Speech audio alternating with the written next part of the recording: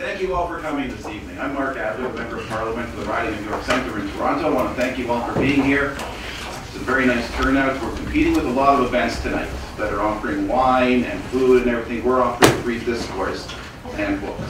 So far more appetizing to my liking anyways. Thank you all for coming. We have a number of very important people with us here this evening who are going to tell us a lot of very interesting information that we don't necessarily read about in the mainstream press.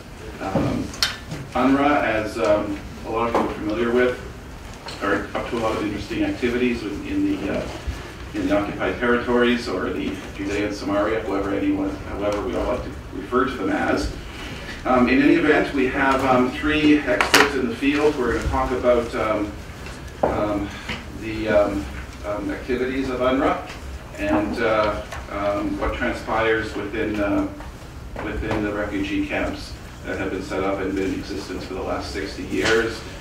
And we will get some, like I said, some very interesting insight into that. So we have three speakers. Jonathan Halevi, raise your hand, Jonathan. Jonathan Halevi, I'm sure you all know, recognized from television, various commentary opportunities that he appears in the media. He is a senior researcher of the Middle East and radical Islam at the Jerusalem Center for Public Affairs. He's the co-founder of the Orient Research Group Limited and is a former advisor to the Policy Planning Division of the Israel Ministry of Foreign Affairs. We also have David Bedein, who I'm sure you all know. Mr. Bedein has a master's degree in social work, is a community organizer by profession. I think you run for president in that case, huh? Only as a Democrat.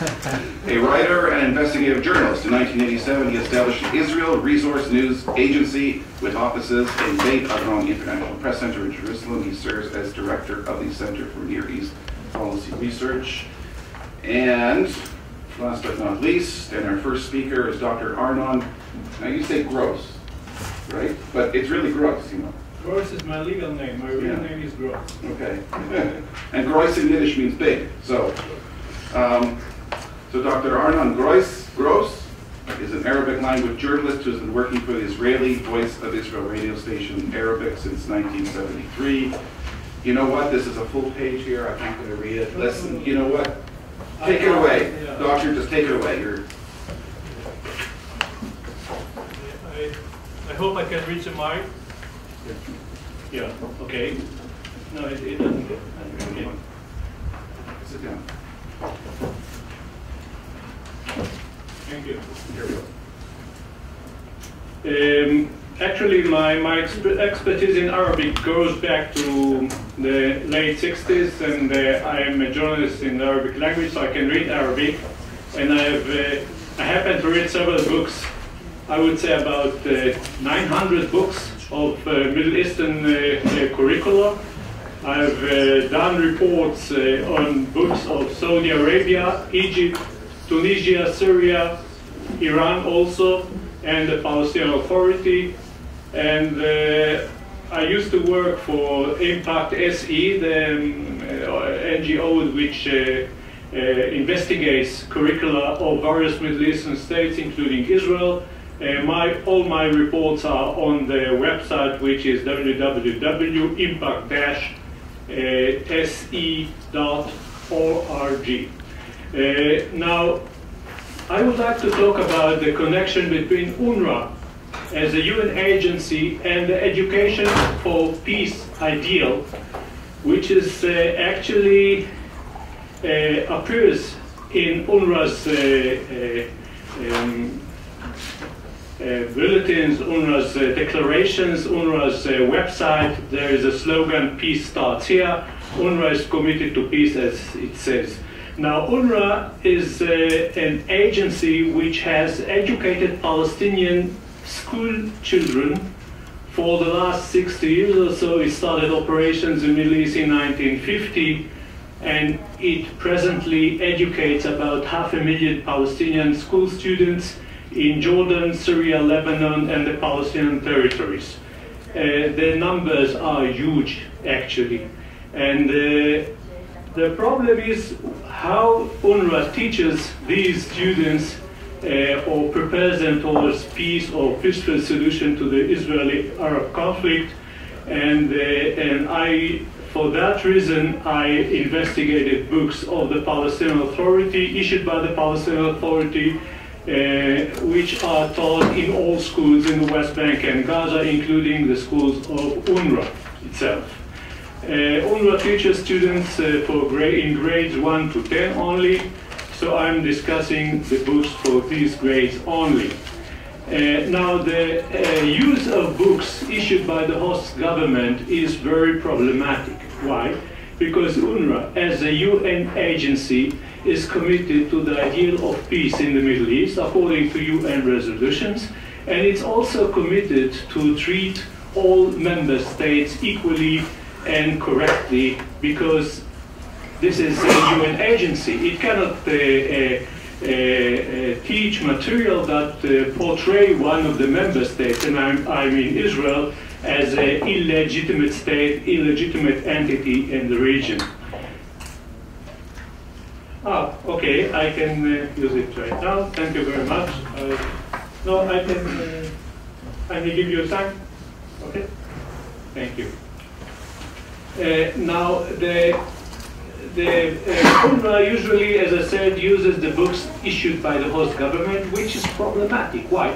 Because the books sometimes contain material which is anti-peace with Israel, anti-Jewish actually, in particular in Syria, for example, or Lebanon, or Jordan.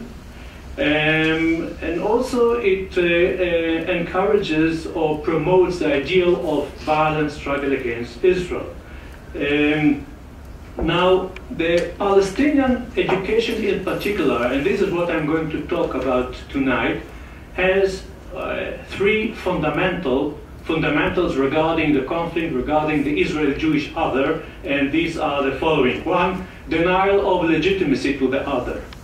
The Jews have no rights in Palestine, only greedy ambitions, supported later by the British imperialism, and the Jews actually are not going to, are not even mentioned as inhabitants of the country, because the legal or the legitimate inhabitants are actually, used to be, the Canaanites, who were, according to the book, were Arabs immigrating from the Arabian Peninsula. There were Jews in between, intruders in the past, and there are intruders now at present, at the expense of Arab Canaanites in the past and Arab Palestinians at present. The first, or the second slide is showing the attitude towards the, yes, this is it, the inhabitants of Palestine today. Let us see the figures for today, namely 1999, the inhabitants of Palestine.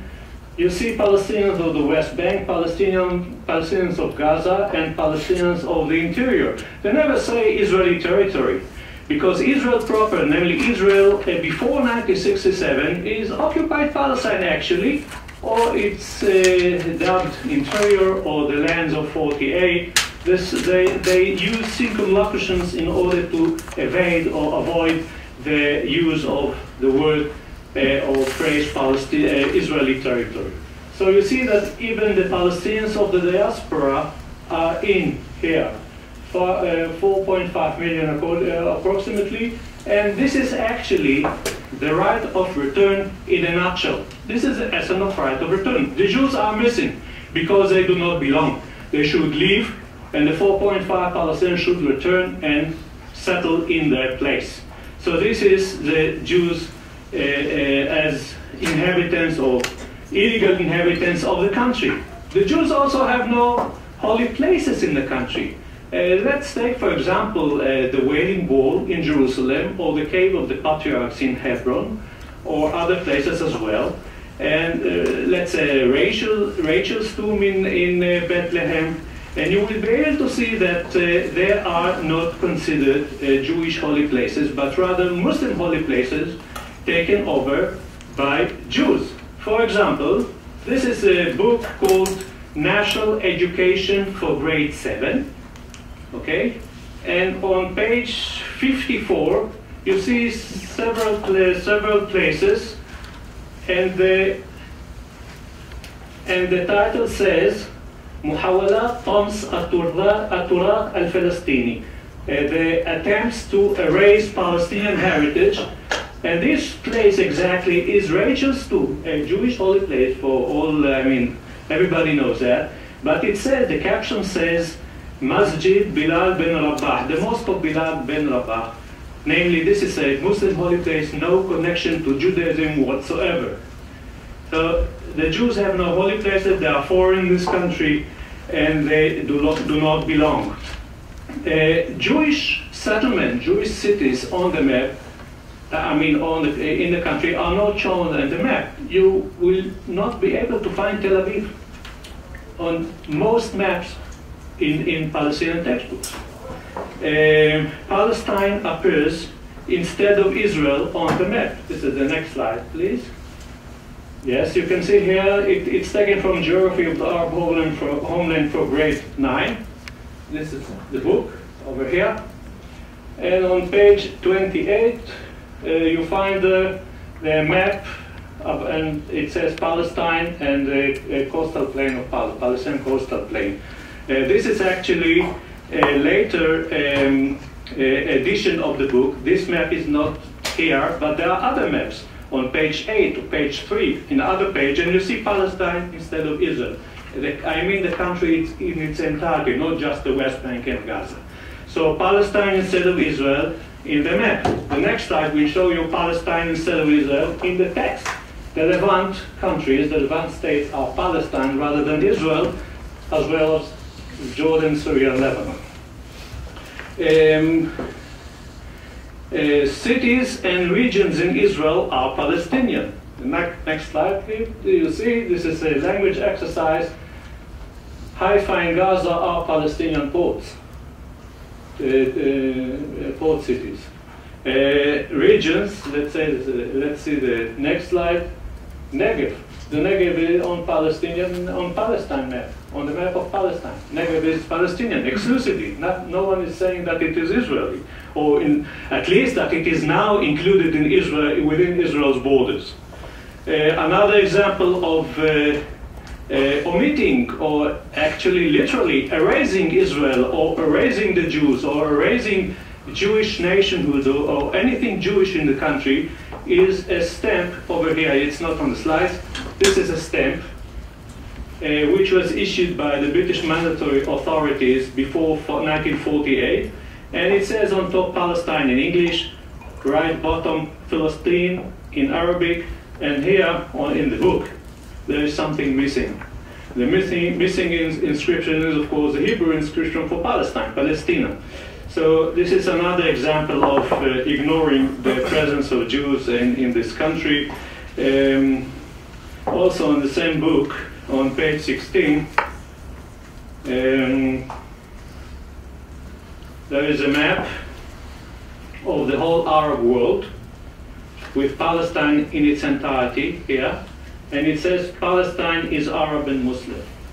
So it's very obvious that Israel does not exist. Palestine should exist instead of Israel. The second fundamental demonization, I'll show you only one piece. Israel and the Jews are demonized. They are the source of all evil.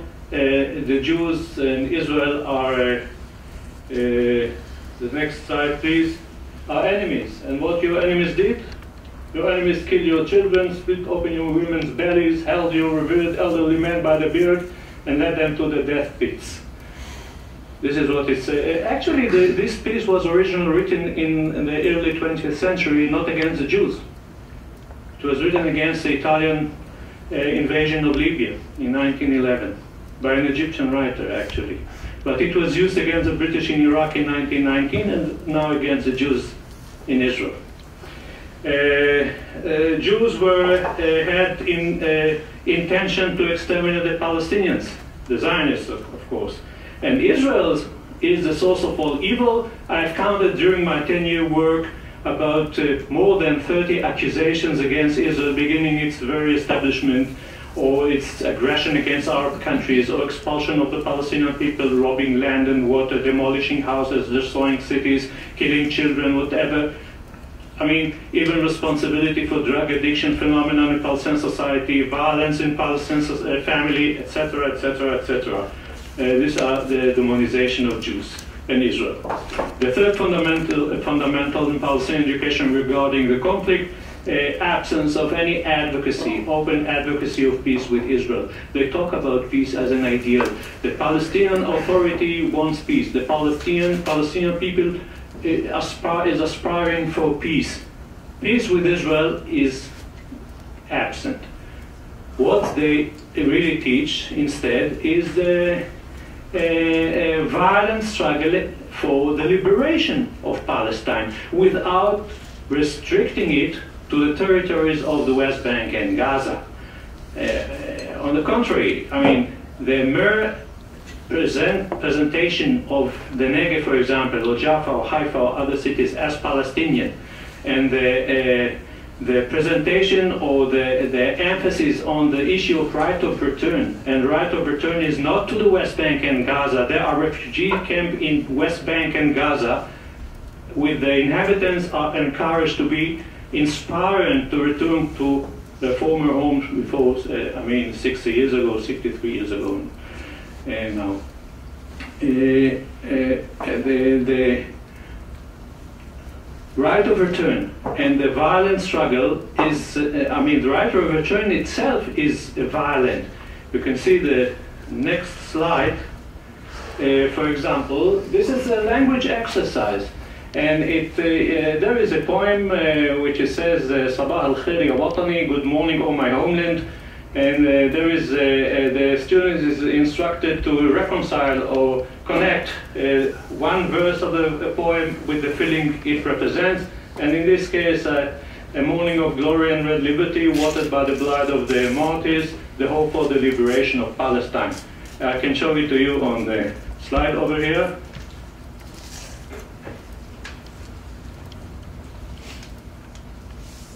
صباح المجد والحرية الحمراء and so on, التفاؤل بحياة فلسطين.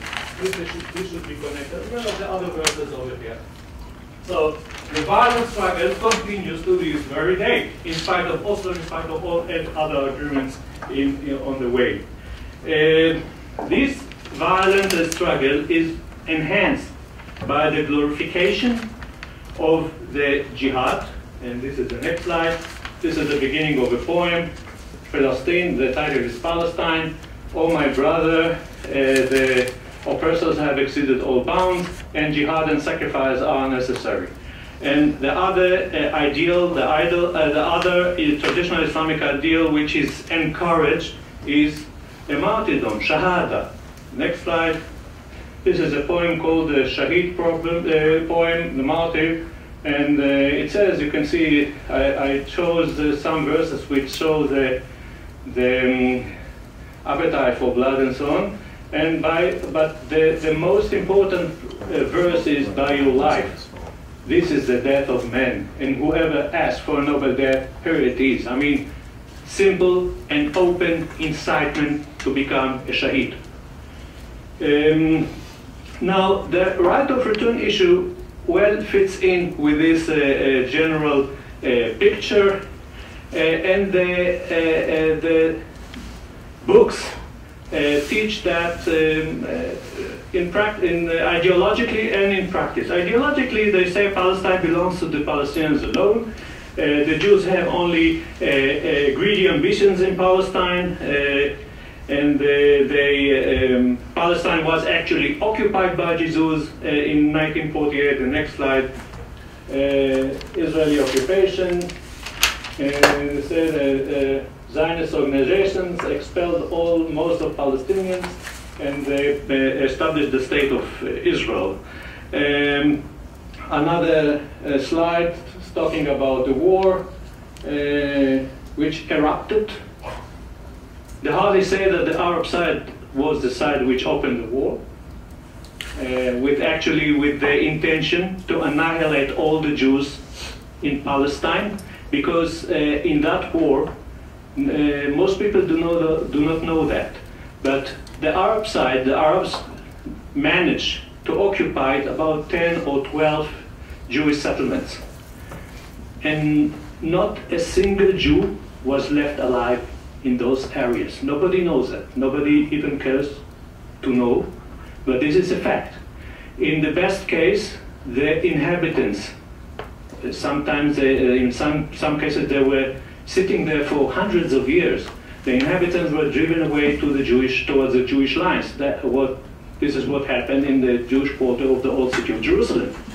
Hundreds or thousands of people were driven away. Not a single Jew was left in the Jewish quarter. In the worst case, they were all murdered, massacred, like the case of Far Etzion. In other cases, so the other settlements of Gush Etzion, they were taken to prisoners, camps of prisoners of war in Jordan. In other cases, like the case of Mishmar Yarden or Nitzanim, not too many people were left, men and women, to be taken to camps of prisoners of war, so they were taken and put in prison. In those of Mishmar Yarden, men and women were put in Al-Mazar prison in Damascus, those of Nitzanim in the Al-Abbasiyah prison in Cairo. So it was a war which was intended to erase all Jewish presence in the country. Now, if it belongs to the Palestinians alone, then they should return and reclaim their property in full. And this is what is taught in school. They have the right to return anytime, by all means. Now, the books studied in UNRWA schools never discuss any possible other solution to the problem of the refugees. Now, in practice you see the right of return taught in, let's say, in stories. There is a story about a father showing his son the keys of the old house in 1948. Part of Israel, which is before '67, and the son promises to keep them and return to the home. There is another language exercise. This is another. I'm sorry. This is another part which is talking about Palestinian refugees in general, and they need to come back. The next one is also about the camp is not considered an original home. The bottom line, return of every Palestinian to his city or village. The next one, this is the language exercise. One should put the noun, which is the third one from the right, at the middle one, the refugee, dreams to come back to his homeland, to his home. There is another exercise in expression. The next one, please. Yeah, I visited Jaffa and I saw an Arab house, and it had its story to tell me, and the student should complete the sentence. Also, there is an art lesson, drawing lesson in art class, in which the teacher is requested that it is possible to connect the house of the student in the refugee camp with the old house in Palestine, in Gaza, in Jaffa or other places. Most important in this particular aspect is the poem, because the poems emphasize the inevitability of the return and also add the emotional dimension to the question, and they reveal an aspect which is hardly revealed in other forms of discussion, and I mean the violent nature of the return. The return is a right, it's not a privilege. As such, it is not dependent on Israeli goodwill, and it is not part of the peace process. It is just a right. The next slide, please. This is one poem. Tomorrow we shall come back, and the ages shall listen. With the second lightning and star, with the winged hope and songs, with the soaring vulture and the eagle and so on. You see something violent in this particular item, but there is another poem. The next one, please. we are returning actually under the flags of glory, jihad, and struggle with blood sacrifice and so on and so on. The return is violent. I would like to sum up with the following points. The material taught in the schools operated by UNRWA in the West Bank and the Gaza Strip, from the books issued and provided by the Palestinian Authority, is not compatible with the agency's mission and goals, declared goals, and with its status as a UN organization, either in regard to the peace in the Middle East or regarding its attitude towards Israel as a member state of the UN. Especially serious is the emphasis done within the schools operated by UNRWA on the right of return. It is not the pieces talking about the right of return are not nostalgic literary pieces. They are a central element in the Palestinian political vision of violent and continuous struggle against the legitimized and demonized Israel until its eventual destruction. UNRWA actually helps in propagating this anti-peace message in contrary to its own declared mission. Now, the huge accumulated numbers of the indoctrinated graduates of UNRWA schools throughout 6 decades are actually the contribution of this agency to the perpetuation of the conflict. UNRWA should change its policy of non-involvement regarding the curriculum inside its schools because of its status as a UN agency, because of its principles, and because it leans exclusively on donations from democratic countries. In short, there are things UNRWA should not teach. Thank you.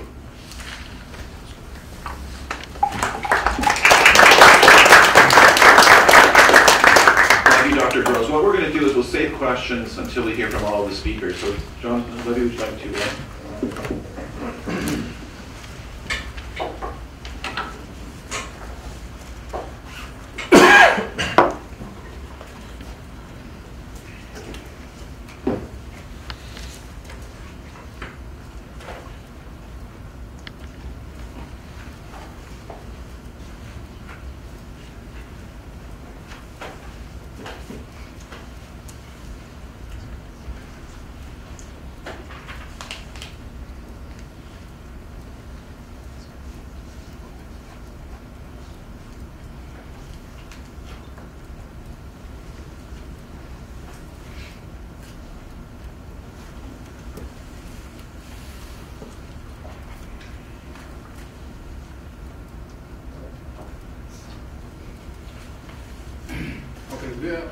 When we're talking about UNRWA, it's important to see.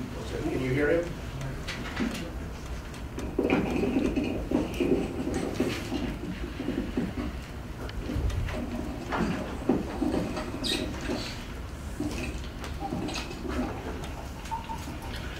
When talking about UNRWA, it's important to see who is really behind the scene, who is really controlling UNRWA. And that has been changed during the last decade very significantly, and specifically after the Hamas taking over of Gaza in 2007.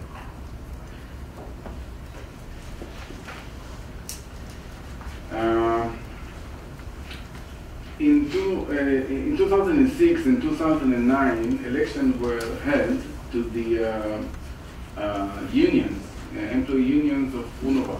In 2006, Hamas won the elections in great majority, and also in 2009, we see that 17 out of 27, 60% of the 63% of all the representatives were Hamas affiliated what is really important is we see that Hamas, Islamic Jihad, PFLP, Fatah, and other organizations compete. You know, all of them are involved in UNRWA, in the unions, under different names, but all know, you know, the people know that they are affiliated with Hamas, affiliated with the Islamic Jihad, and they operate inside the facilities of UNRWA, inside the schools of UNRWA.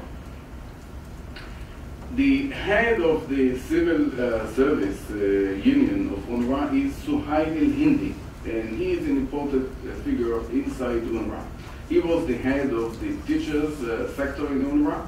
He is Hamas prominent official, and he is known as Hamas prominent official. It is published publicly in Palestinian newspapers. He attended events with Hamas leaders. He expressed his ideas, his ideology in public. And I'd like to give you an example of one of these events. In 2001, he attended a ceremony for outstanding students in Gaza with Sheikh Ahmad Yassin and other Hamas leaders. In this occasion, he said, the path to Palestine is passing through the blood of the martyrs. The students who become martyrs are shaping the history with their glowing body parts. And he called the students to follow the path of the suicide bombers, and he mentioned the names of the suicide bombers of that year. This is the idea of students, to follow the suicide bombers. This is Suhail al-Hindi. He's still in the same position. In 2001, 2002, and also in 2004, this issue was raised by the Israeli Ministry of Foreign Affairs to UNRWA. UNRWA denied and didn't take any action against Suhail al-Hindi. In 2009, I published an article on Ynet website, Israeli news wire in Hebrew and in English, and mentioned the Suhail al-Hindi. And the spokesperson of UNRWA, Chris Gunner, published a response. And he said that he blamed me of recycling allegations made by Israel a few years ago.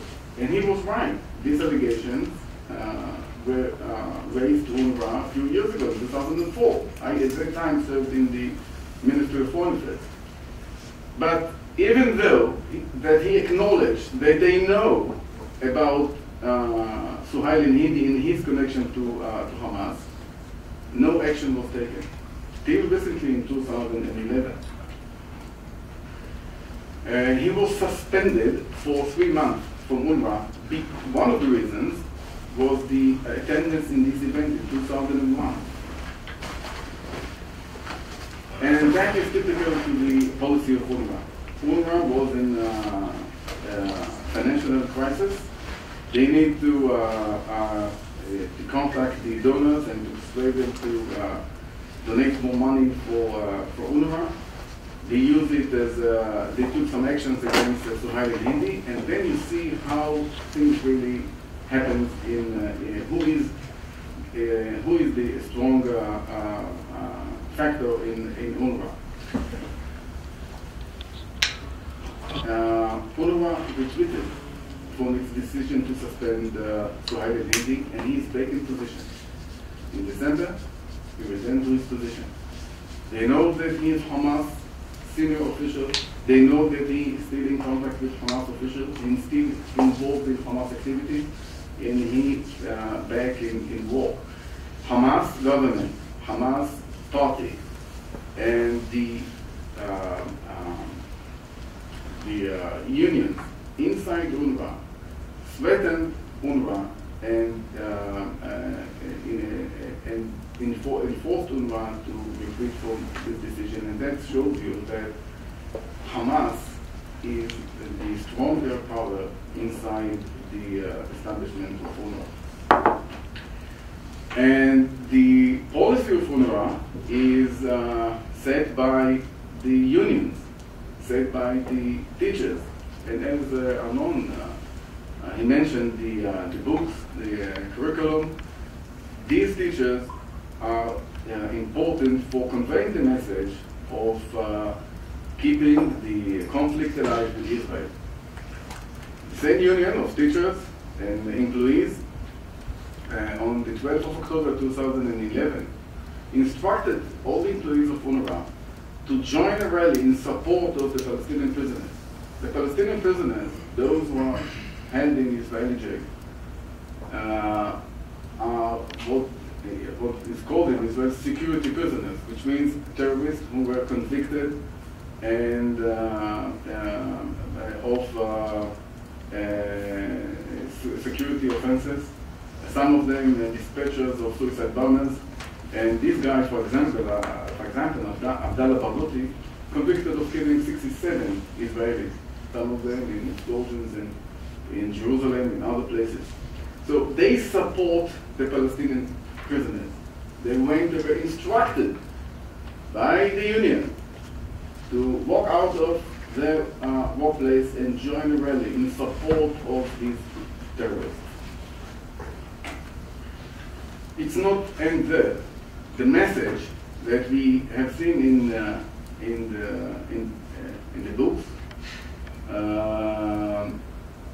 that given to the children, to the students, is the same message that is taught in classes and expressed by the employees of UNRWA.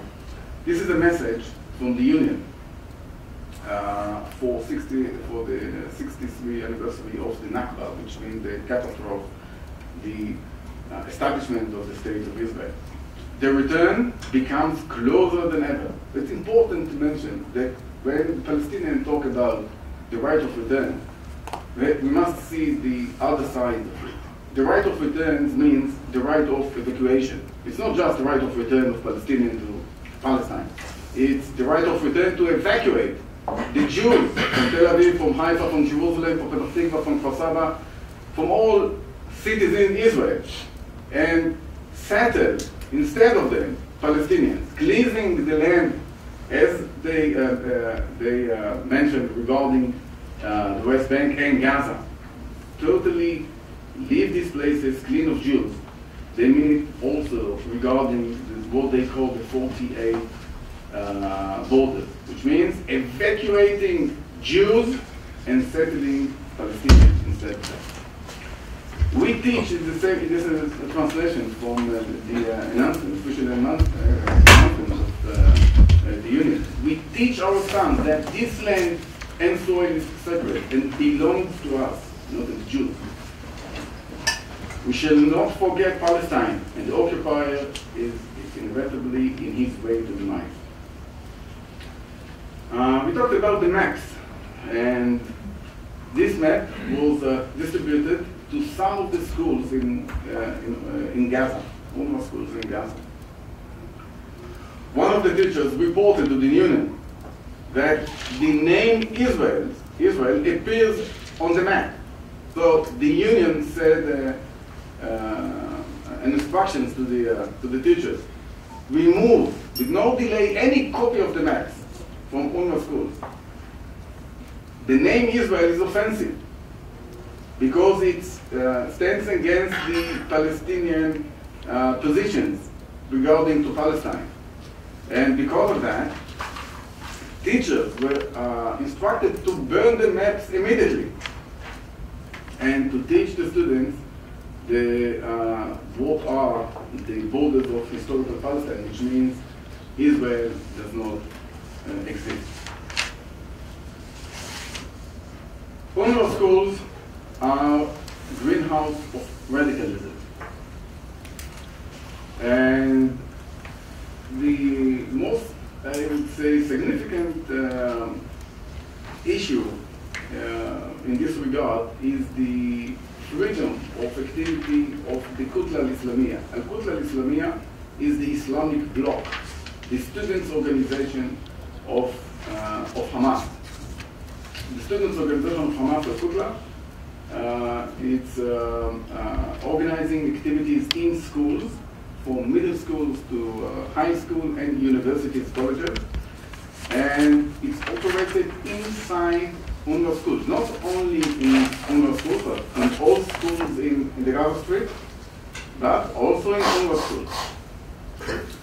And their purpose is to indoctrinate, first of all, to organize the students in Hamas activities,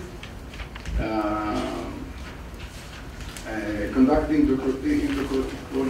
indoctrination of the students, making them affiliate with Hamas, and strengthening the belief in the Quran, in Islam, and making them active members of Hamas.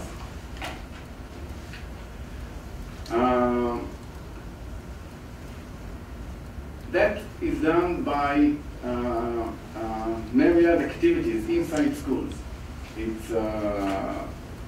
can be a festival of excellence, knowledge competition, commemorating Hamas leaders like Ahmad Yassin, prisoners, etc., sports tournament, entertainment, memorizing Quran, Islamic indoctrination, leaflets, etc.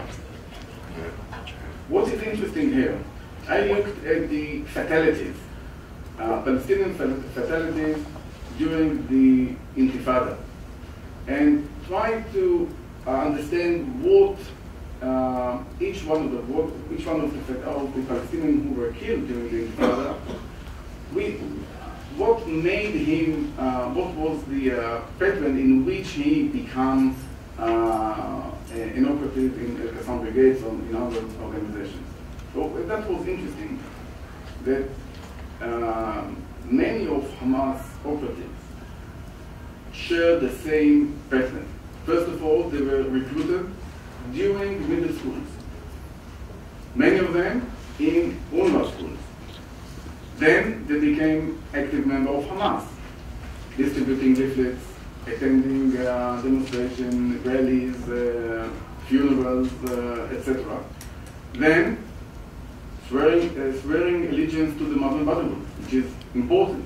Most of them were Hamas members and Muslim Brotherhood, also members of the Muslim Brotherhood. The Muslim Brotherhood is the the Muslim movement of Hamas. The Muslim Brotherhood is a global movement that Hamas is the Palestinian branch of the Muslim Brotherhood. The Muslim Brotherhood exists in Gaza. And later on, they joined Al-Qassam Brigades, the military wing of Hamas. Some of them joined the Al-Qassam Brigades in the age of 16, 17, 18, and all of them were involved in hostilities with Israel and terrorist attacks against Israel. So this is a repeated pattern. It's not just a few students who went in the same path. Yeah, I'm talking about dozens, and if we look at this phenomena, not only in UNRWA schools, hundreds. Here are some examples. This guy, Haytham Abdul Hafiz Abdel, graduated from Falah Elementary and Middle School in UNRWA, and then attended the Mujama Islamic Mosque. By the way, many of them were recruited inside the mosques. Muslim Brotherhood, and you see that in 2003, he joined Al-Qassam Brigades and involved in fighting against Israel. Another example, Ahmad Mahir Tarawne. The same statement repeats itself one by one. Amru Muhammad Nasar. All of them operative of Al-Qassam Brigades and graduates of UNRWA schools. But not only students, but we have several examples of teachers and even principals in UNRWA schools that were involved in terrorism during the time that they served in UNRWA schools. Isa Abdel Hadi al-Batran, he was a teacher at UNRWA schools for many years.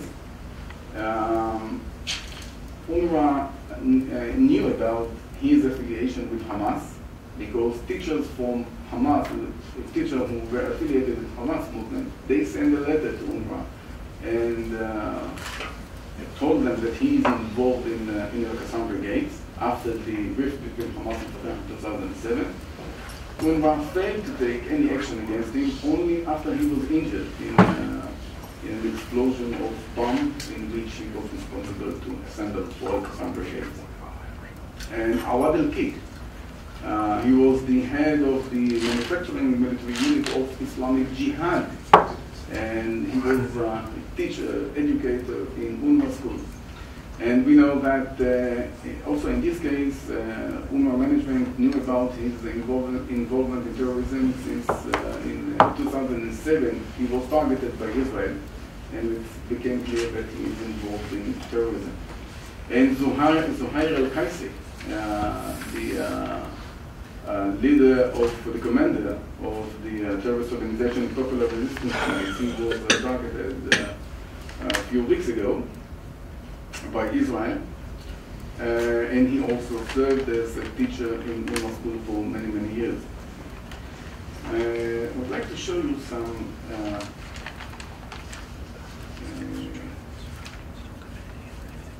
video from UNRWA school.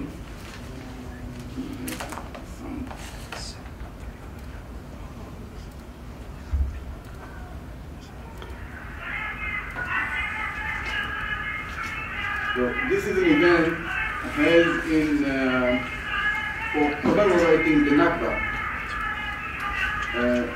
3 years ago, here you see a student in middle school, north of Gaza, Bet Hanun, and besides him, I believe that he's an activist of the Kutla al-Islamiyya. And the student is saying, just a minute.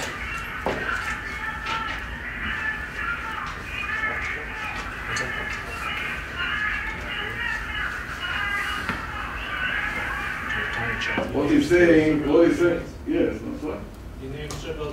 Yes, and he said, we still holding the key for our return. We are holding weapons, and we are defending our country until we return. With the help of Allah, our own ownership right, we will free Al-Aqsa Mosque and our homeland from the heretic pigs and sons of Zion. We shall return, we shall return. We will never recognize what is called Israel.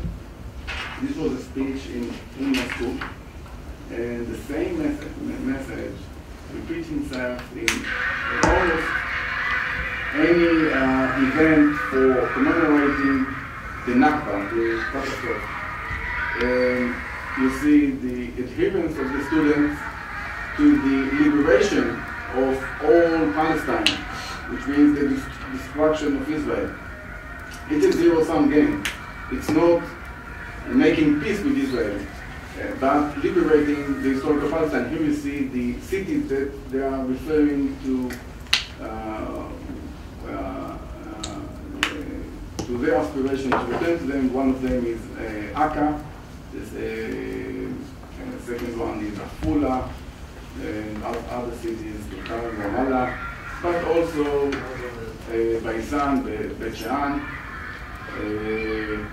Haifa, Tiberias, Jerusalem, and Safed.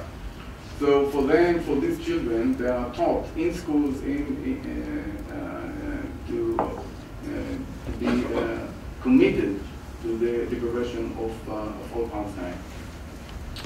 In this last video that was taken recently from Hamas TV, you see the arrogant position of the unions towards the management of Hamas. They refer to the policy, to the suspension of Suhail al-Hindi as crazy behavior of UNRWA. They're not accepting it, and threatens to take actions against UNRWA. So UNRWA is, for many years, was under the influence of Hamas. We see in recent years, after 2007, Hamas taking control on UNRWA and wants to tame UNRWA to its own line.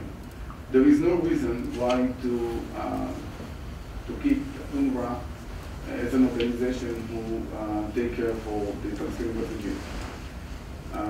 Because, and specifically in Gaza, it's totally irrational, and I explain why. There are refugees in Gaza Strip, in the West Bank, in Jordan, and also here in Canada. When I mean refugees, those who are referred as refugees by the Palestinians. Only the refugees in the Middle East cannot, and also in Gaza, cannot leave the refugee camps and to resettle.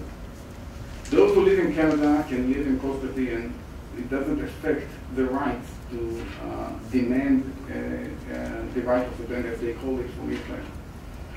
Those in Gaza cannot move from the refugee camp and are forced to live in misery and cannot settle, for example, in the areas of the settlement that were Israel put out or evacuated in 2005. They cannot do it by Hamas government, and they cannot do it also in the West Bank by the PA.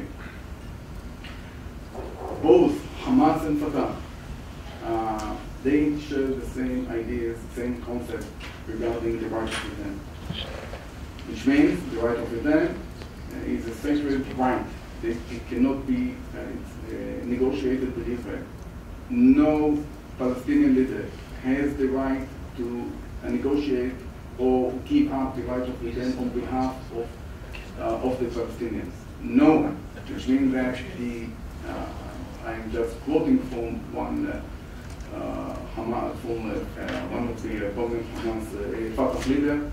The gates of the conflict with Israel will not be closed after the establishment of the state of Palestine in the West Bank and Gaza. Because of the right of return, then Israel will continue to implement the right of return. So the issue right now is what is the role of UNRWA? In the eyes of Hamas and Fatah, the only role of UNRWA is to keep the conflict still alive, in order to keep the demand of liberating all Palestine. It stands in contradiction to the efforts to bring peace to Israelis and Palestinians. So, for that reason, keeping the same policy towards UNRWA, just supporting Hamas. Supporting UNRWA means supporting Hamas, supporting employees that are affiliated with Hamas, giving money to those who are affiliated with Hamas. I think that it's about time that the international community will change its policy. Instead of giving money for more than 6 decades to resettle the Palestinians, the refugees, ceasing the misery inside the refugee camps, without changing anything regarding the right of the refugees to raise any claim in the framework of the negotiation with Israel. Thank you. Thank you, Jonathan. Now let's go to David Bedein. For the past 40 years, I've been involved in the subject of UNRWA. First, as a social work professional, as a member of the Israel Association of Social Workers in the 70s and 80s, involved in various projects to try to encourage the resettlement of residents of UNRWA camps. Becoming a journalist in 1987 and opening a news agency and then assuming the leadership of a research agency in 1997, the opportunity to renew the idea that UNRWA should be challenged to change its purpose, not to keep the people in the refugee camps, but to resettle them and to behave towards them like any other refugee camp, refugee agency would relate to the refugees under their control. The concept of seeing what goes on in the UNRWA camps and having a direct contact is something that we as journalists do. Some people challenged us because there were those who would say, also from UNRWA, that these books aren't being taught. This isn't really happening. So we dispatched television crews to show exactly what is going on in the UNRWA facilities, in the schools, in the youth clubs, and everywhere else. I'm going to show a short film right now for you to see. And why is this so important to show this in Ottawa? 21 years ago, our agency sat with many other news agencies in Madrid with the opening up of the peace process, October 31, 1991. It was on that occasion that Canada became the head of the Refugee Working Group, the RWG, to deal with policies that would cope with possible solutions to the refugee issue. Canada can assert its leadership from a moral basis and a policy basis to challenge what UNRWA does. You do not have to go to the General Assembly in order to make a change in the UNRWA day-to-day operations. When Dr. Groiss looks at these school books and says, wait a second, they're being used by UNRWA? Perhaps it doesn't have to be used by, these books don't have to be used by UNRWA. When there are decisions made by UNRWA to encourage the right of return, that's an UNRWA decision. The people who can influence UNRWA are those who pay the funds to UNRWA. UNRWA receives very little funds from the UN itself. 20 major democracies in the world, all of whom are meeting tomorrow, today and tomorrow, in Brussels, to discuss their contribution to UNRWA. There's no problem with conditioning funds on the promotion of peace. And that is the challenge, to condition funds. Let's show a short film. We have a trailer. We also have the film itself, which we're going to show now. And we put it over here to the, okay.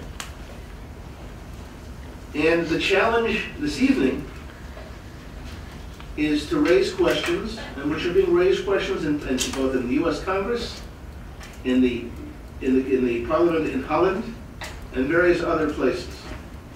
The first diplomat to see the school books after our agency was the first agency to purchase the Palestinian Arab school books was someone who was not only a diplomat but also a cleric. Archbishop Pietro Sambi, of blessed memory, who passed away this year, who was the papal nuncio in Jerusalem and offered his services to take a look at the school books being taught. And it was his judgment that the school books used in the UNRWA camps are manuals of war. And he encouraged the Italian government, which was one of the main funders of the school books, to pull out of the project, and they did. So I'd like to very often, I dedicate a lot of what I do to his memory. He passed away this year, and he had promised he would come with me to Washington and to Ottawa in these presentations. So in a sense, Archbishop Sambi is, I feel he's with us, and his blessing and his courage in taking a stand on this issue was extremely important and extremely encouraging to us. I encourage all of you to be in touch with our agency. We hope to be able to send more and more speakers abroad. And parallel to our work, there's even a group of Arabs who live in Gaza who are questioning UNRWA's role today, both in terms of its accountability and its purpose. How can it be that the rest of the Palestinian Arab society is growing and burgeoning in terms of their economic development, but not in the UNRWA facilities, who are staying in the same level? When the Palestinian Arabs, with funding from CEDA, from USAID, and other agencies, are developing a new city, and they're developing a new city right near Ramallah, Roeba, with pictures of the tenements where the UNRWA residents are living in crowded, awful conditions, and then not allowing the people in those UNRWA facilities to come and live in Roiva because of what they call the right of return. You have homes, the spokesperson of the future Arab city, Palestinian Arab city, saying to us, well, they have homes waiting for them within Israel itself. I brought with me, and anyone who'd like to have a copy, please take it, the maps that UNRWA purchased en masse in English so that UNRWA residents abroad could have maps to show in English exactly where their homes are and villages are from 48. This is one of the most, we've seen them in Arabic in the schools over there in the UNRWA facilities, in the UNRWA schools, but it's important for you to see they also put them out in English, because half of the people recognized by UNRWA as residents of the UNRWA facilities with the right of return live outside of the Middle East. And they speak Arabic, but do not necessarily read Arabic. So this is to enable them to see their homes from 48 and who's living in there now.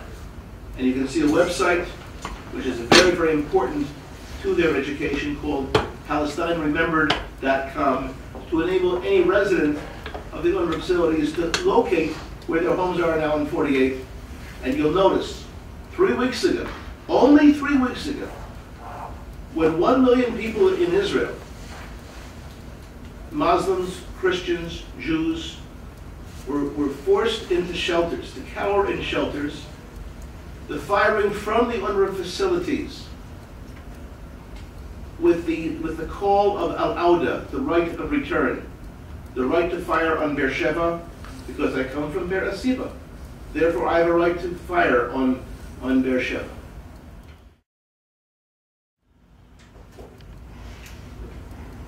Looks like you have a question, Joseph. Should I turn the microphone on? Is that working? Yes.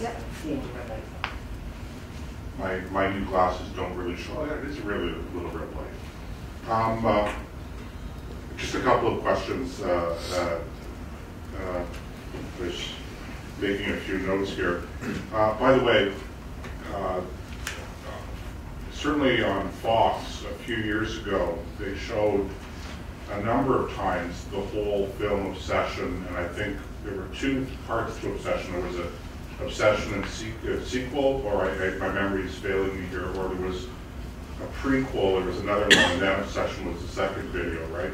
So I mean, I think some of the mainstream networks have done some of it, and the bigger question is, and this is going to lead into my question really, the bigger question is, that's great, but what other than getting the message out, what are the practical things, the concrete things that you guys want or that we want, and there are parliamentarians here, and I'm not a parliamentarian and I'm not a staffer, but I work in some of this stuff as well. So tell us a little bit about what specific things that you would like us in Canada to be doing in order to counter this. We've heard a little bit, but can you elaborate a little bit and give us some direction, some concrete direction?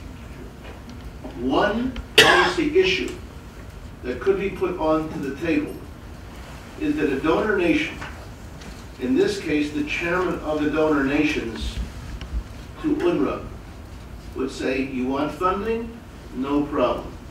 Cancel the right of return curriculum, cancel curriculum and school books. Do not use school books which are not in the framework of peace. That's a nice way of saying it.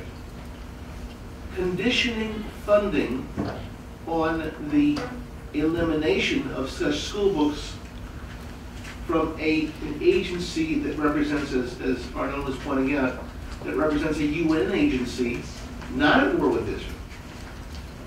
This can be done. And conditioning, we may have to phrase it like this. It would be impossible, perhaps impossible, to ask UNHCR, the United Nations High Commission for Refugees, to take over UNRWA, But it's certainly within the area of possibility for donor nations to ask UNRWA to use the principles of UNHCR. Not a hard thing to do.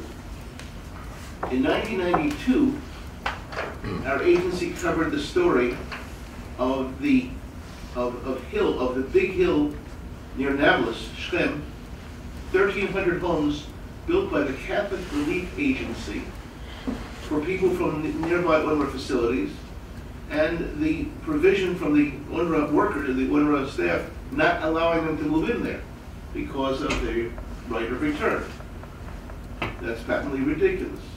There can be efforts to resettle people in the UNRWA facilities, whether in the areas near where they live, or, as UNHCR discovered when it found so many Palestinian Arabs in Iraq who were homeless, they discovered 13 nations, including Chile, which actually enacted legislation to allow Palestinian Arab refugees automatic citizenship if they would move there.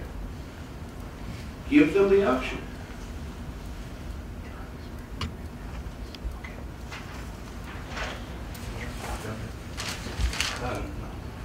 Thanks. Hi. Thank you very much for coming, and thanks to all the members who came as well and who were here earlier. I just thought I'd focus my question on Mr. Halevi, just because I'm more familiar with your work, with your think tank as a whole. And I thought I'd make the question a little broader. So if we have generations of Palestinian children who are being raised this way, and as you mentioned, Bedein and Hamas, both, at least officially, and we've seen in the past, have as their negotiating tactic to have a full right of return. What are we looking at in the next years ahead, in the next couple decades? Is the two-state solution off? What do you see as the next 20 years? Because I think at some point the Arab world will settle down, and when it does settle down, and when Syrians stop slaughtering Syrians, we're going to see more pressure on Israel once again. So how do we deal with it? How do we deal with UNRWA's effects? The main issue of the peace negotiation is the refugee problem. And Israel and Palestinians can overcome any differences regarding borders, water, even Jerusalem can be settled. But the issue of the refugees, this is the main hurdle to reach any agreement between Israel and the Palestinians. Many think that if you work hard, you find a solution. That depends on both sides. And unfortunately, for the Palestinian side, there is no intention to give up in any way the right of return. As I mentioned, Palestinians see the right of return as it cannot be negotiated with Israel. And in 2008, I think in 2008, the Palestinian Authority approved the law which bans any concession on the right of return, and saying that no Palestinian leader, no one has any authority to make any concessions on behalf of the Palestinians. So that leaves us with a very gloomy future, not because of the Israelis, because the option of two states living side by side, according to the Palestinian consensus, which means Hamas, Fatah, PFLP, all factions of the PLO, Islamic Jihad, of course, the Palestinian factions affiliated with Al-Qaeda in Gaza, the Salafists, all of them are united in the question of the refugees. The meaning of that for Israel is how to maintain the relation with Palestinians, given the fact that there is no way to reach an agreement with Palestinians based on historical compromise. Israeli speaks about compromise, which means giving up the dream of the state, the Eretz Israel, and the places that are historical Jewish, and living in peace. For the Palestinians, the word compromise does not exist. The issue is how to liberate all Palestine. based on that, it's some Israeli politicians modeled the idea of second retreat from unilateral retreat from the West Bank to defensible borders in order to keep enough land to defend Israel in case of another Hamas entity in the West Bank. And you see the policy of the current Israeli government, which is very cautious about pulling out of the West Bank to the 67 borders. That's maybe a dangerous borders to the existence of Israel, because the 67 borders leaving only 14 to 17 kilometers between the Mediterranean Sea and the borders of the state of Palestine, in the middle of the state, between Tel Aviv and Netanya. This narrow border, the narrow borderline, it's like, if we compare it to Canada, it's like, let's say, Lake Ontario and Shepherd Avenue or Wilson Avenue. That's all. 14 to 17 kilometers. You cannot defend the heartland of Israel, Tel Aviv, and most of the cities from these borders. You cannot do it. So I have no, as I see it right now, the Arab Spring, which is Islamic Spring, does not help in promoting the peace agreement with Israel. As we see right now, the Muslim Brotherhood taking control over Egypt, Tunisia, Morocco. You see the influence of the Muslim Brotherhood even in Syria, in Jordan also. So this is the same movement that Hamas belongs to. And as we see it right now, even Abu Mazen, I think yesterday it was 77, and the Fatah movement, they also look at the region. They understand that the region is turning to Islamic.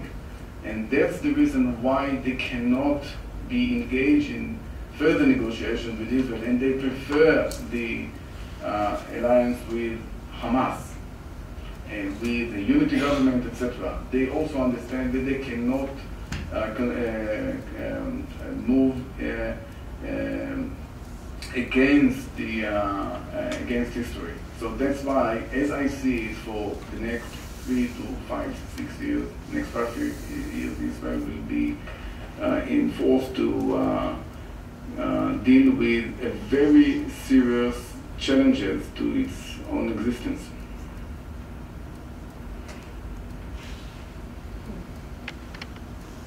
Let's take one more question. Yes. Just to follow up on Mr. Benami's question. If I'm not mistaken, Canada has already removed its core funding for UNRWA for the general budget and directs its money directly to food aid, just carried for the basic food needs of those in UNRWA facilities. I'm wondering if you think that's a good model for countries, other countries like Australia or some of the European countries to follow, if we're not going to be in a position right now where we're threatening to remove all funding across all of these different countries. Sorry, David, just before you answer that question, could I add one more thing to it? How effective has that been? In other words, is the monitoring or the tracking of the funding effective enough to know whether or not the intent of that policy has been actually implemented? Basically, any funding which maintains the people in the UNRWA camps is negative. If you condition funding and get other nations to condition in funding, whether it's food or anything else, you can accomplish something. But to say we're going to give funds for food, and this is as opposed to we'll condition funds for food or anything else, you can accomplish something. If Canada and the other 19 nations that dominate the including the EU, that dominate the donors, were to say we'll give funding for anything, from food, education, whatever, so long as your policies change. So long as you do not go along with what Yoni was just mentioning. The lady was just mentioning about a policy, an uncompromising policy on right of return. That's their policy. There's no one who's going to change the PLO/Hamas policy in that direction. And there's no way that Israel can, or anyone can. However, this runs against the grain of Western democracy. To overthrow a nation as the purpose of a social work agency? We're just speaking logic right now. That's a... I want just to add to the question about UNRWA and changing the mission of UNRWA. Why everyone is so afraid to change the mission of UNRWA? And I think that the reason is that the consequences would be hard for the region and for the West. The meaning of that, there is the most likely scenario would be a violent uprising in the camps, in the West Bank, in Gaza, in Jordan, in Syria, in Lebanon. And the reaction may also trigger violent actions in other states. So from this, I think this is the reason why most countries are, let's say, ready to pay UNRWA to keep on with supplying money and services to the refugees and to keep the region quiet. This is the main reason why no one is really till today make any changes or try to make any changes to the mission of UNRWA.